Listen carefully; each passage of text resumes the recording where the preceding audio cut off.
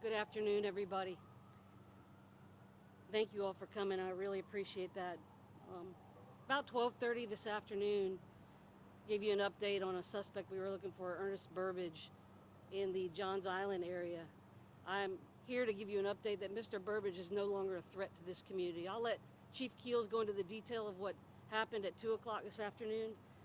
I just want to take a moment to thank our law enforcement partners, our community partners, everybody that was involved in this.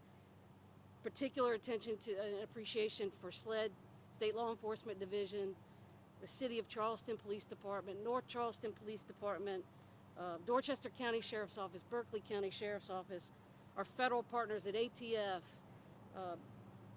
the marshals, our dispatch did a tremendous job today. They had a lot thrown at them. Our emergency management division at Charleston County, Somerville PD, Isle of Palms. I don't want to leave anybody out. This is a really big effort.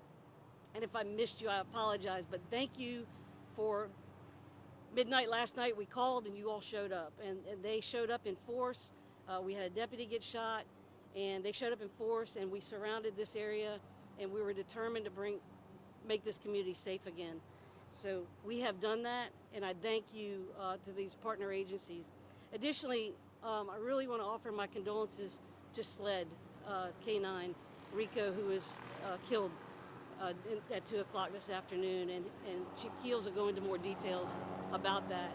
This is a tough day. It's a tough day for law enforcement, but if it wasn't for Rico, this could have been much worse. He definitely saved lives, and we're very, very appreciative of you giving us Rico. We're also really extremely grateful for the support of this community, their patience, and really, we know it's been an inconvenience for the last 30 hours, really strong 24 hours that we had everything shut down. You all were very patient with us. We appreciate it. We just didn't want anyone else to get injured or hurt as a result of this. We told you at 12:30 that we were going to stop this threat. We were going to remove this threat, and we did that. It's never a good day when someone makes bad choices in your community that force us to respond in a way that somebody else gets killed. So it's a tough day for everybody. It's a tough day for this community. It's not something to be proud of. Nevertheless, it happened, and we will move forward. We are a resilient community. We are a resilient profession, and we will move forward as a result of that. I also want to take a moment to thank everybody that has reached out in response to Deputy Gilreath getting shot last night. His injuries were bad. He is going to recover, but this is just a tough time, and we really appreciate the support that every one of you have given us. And I don't often do this, but I have to. The media has been tremendous in this effort. You guys, when we said be patient with us, you were. We said remove yourself from areas we don't want you to get hurt. You did. We told you to just give us a chance to get you more information, and you waited. And we really appreciate you guys getting the word out. It kept this community safe, and we appreciate your effort. I'm going to turn it over to Chief Keels to talk about what happened at 2 o'clock this afternoon, and we'll take a couple questions afterwards. Thank you. Thank you. Good afternoon. My name is Mark Keel. I'm Chief of SLED, and first off, I want to thank all the law enforcement agencies as well. I'm not going to try to name them.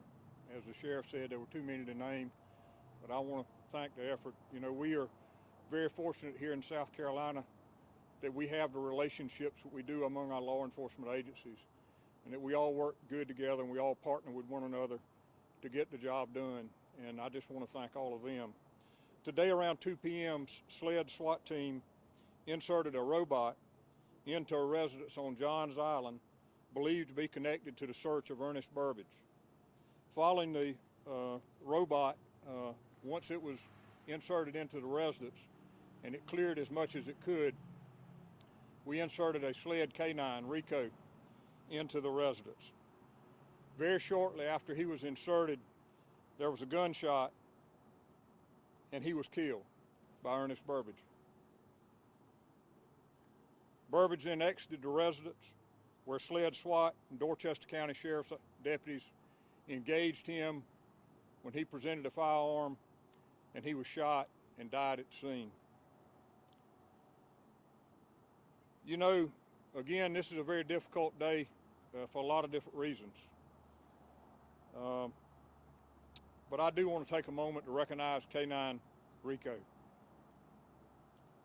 He was a 3-year-old Malix, and a Malix is basically a Belgian Malinois Shepherd mix.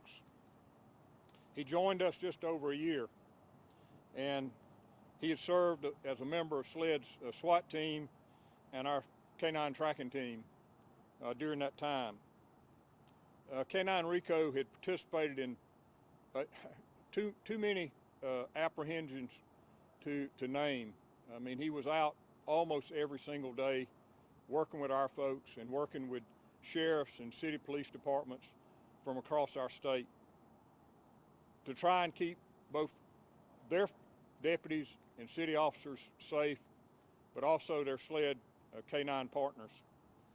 So I would just ask that everyone remember that and keep our SLED family, our SLED SWAT team, and SLED K9 Rico in their thoughts and prayers. Thank you. Questions? Two questions. Yeah, can you please tell us more about this robot? What type of robot it was? It's just a robot.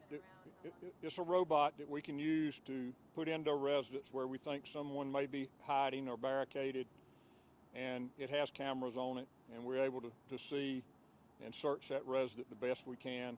Sometimes if there's a door that's locked or a door that's shut, we can't get past that door, and so we have to take other methods, and that was the reason that K9 Rico was inserted after that day. The robot cleared as much of the house as we could with it, but once we couldn't clear it all, we inserted K9 Rico. What's the size of the robot? They vary in size.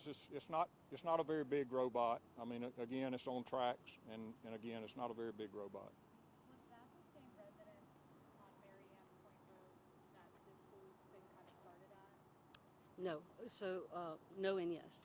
So the original residence I told you about earlier that we were searching was Mr. Burbage's residence where he lived.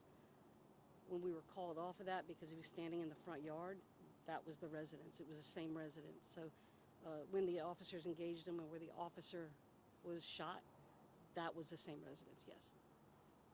Can you tell us what gun he was using, and also did he have any kind of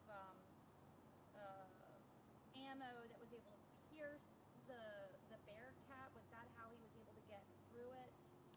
Can you tell us a little about what he was using, and did he have any body armor on himself? Yeah. I will tell you that she asked what kind of gun it was.